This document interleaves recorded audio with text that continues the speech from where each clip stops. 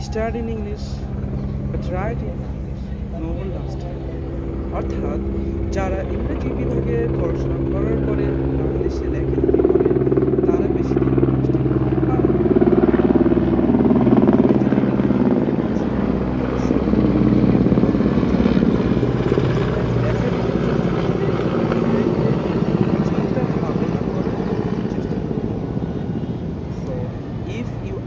A student of the Department of English Literature, you should speak in English, you should write in English, you should think in English. Dear brothers and sisters, if you want to talk anything, at first you have to think what you want to say. After that, you can translate it from Bengali to English. At first you have to think in English. তোমরা যদি ইংরেজি বিভাগের শিক্ষার্থী হয়ে থাকো অবশ্যই ইংরেজিতে কথা বলতে হবে, ইংরেজিতে লিখতে হবে, ইংরেজিতে চিন্তা করতে হবে এবং যে কোনো বিষয়ে কথা বলার ক্ষেত্রে ওই বিষয়ে ধারণা থাকতে হবে, ওই বিষয়ে চিন্তা ভাবনা করতে হবে, তারপরে তোমরা ওই বিষয়ে কথা বলতে পারবে।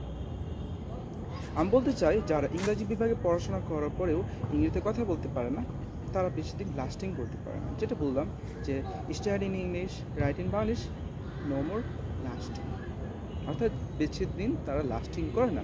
এই লাস্টিং করাটা বলতে কী বোঝাতে চাচ্ছে? এটা দ্বারা বোঝায় যে সে বেশি দূর আগাতে পারে না। কেউ যদি ইংরেজি বিভাগে পড়ার পর যদি ইংরেজিতে কথা বলতে না পারে সেক্ষেত্রে সে বেশি দূর আগাতে পারবে না। অবশ্যই আগাতে পারবে যদি ইংরেজিতে এক্সপার্ট হয়। আমাদের স্যার বলতেন, আমি যখন ওরিয়েন্টেশন ক্লাসে এসেছিলাম আমাদের ডিপার্টমেন্টে, সেদিন আমাদের যিনি প্রিন্সিপাল ছিলেন ওনার নাম ছিল মোহাম্মদ জাহাঙ্গীর আলম। উনি বলেছিলেন যে where would you like to see yourself after your graduation? Ask yourself. Government is ready to give you the job. Are you really prepared yourself to get that job? সরকার চাকরি দেওয়ার জন্য প্রস্তুত আছে। তুমি কি নিজেকে প্রস্তুত করেছো চাকরিটা পাওয়ার জন্য? নিজেকে প্রশ্ন করো এবং তুমি তোমার গ্র্যাজুয়েশন শেষে, পড়াশোনা শেষে নিজেকে কোথায় দেখতে চাও, নিজের অবস্থান কোথায় তৈরি করতে চাও, এখন নিজেকে প্রশ্ন করো। যদি এখন থেকে নিজেকে প্রস্তুত করো, এখন থেকে ভালো কিছু করো, এখন থেকে ইংরেজিতে চর্চা করো, ইংরেজিতে বেশি বেশি লেখালেখি করো, ইংরেজিতে চিন্তা করো এবং ইংরেজিতে এক্সপার্ট হয়ে যাও, তাহলে চাকরির কোনো চিন্তা করতে হবে না। স্যার বলেছেন যে তুমি ইংরেজিতে এক্সপার্ট হও, এক্সপার্ট হওয়ার পরে যদি তুমি চাকরি না পাও আমার কাছে আসবে, এসে বলবা যে তুমি ইংরেজিতে এক্সপার্ট কিন্তু চাকরি পাচ্ছ না, আমি তোমাকে চাকরি দিব। তুমি কোন সেক্টরে চাকরি করতে চাও সেই সেক্টরে আমি তোমাকে চাকরির ব্যবস্থা করে দিব।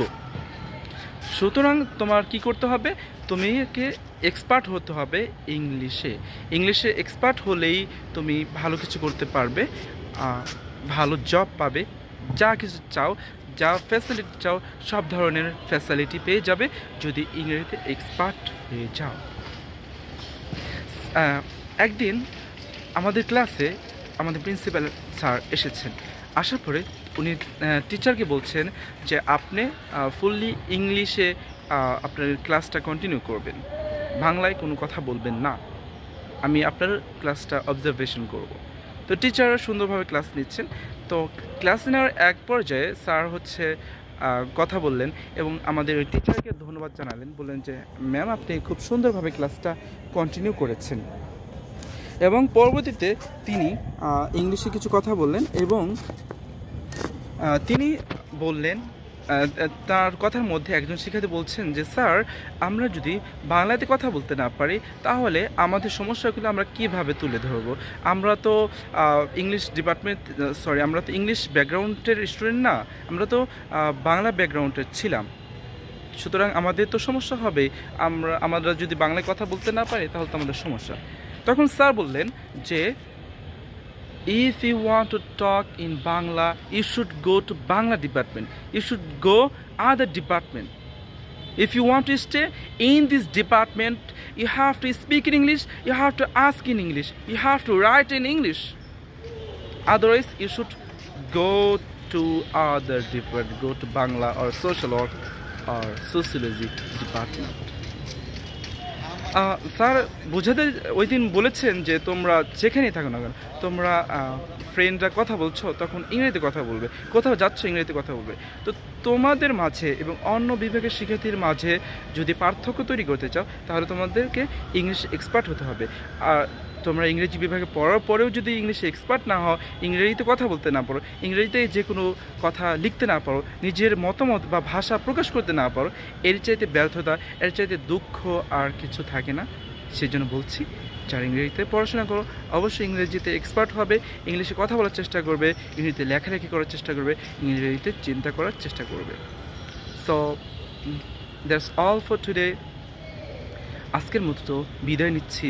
সবাই ভালো থাকবে, সুস্থ থাকবে এবং সবার জন্য শুভকামনা রইল। আল্লাহ হাফেজ, আসসালামু আলাইকুম।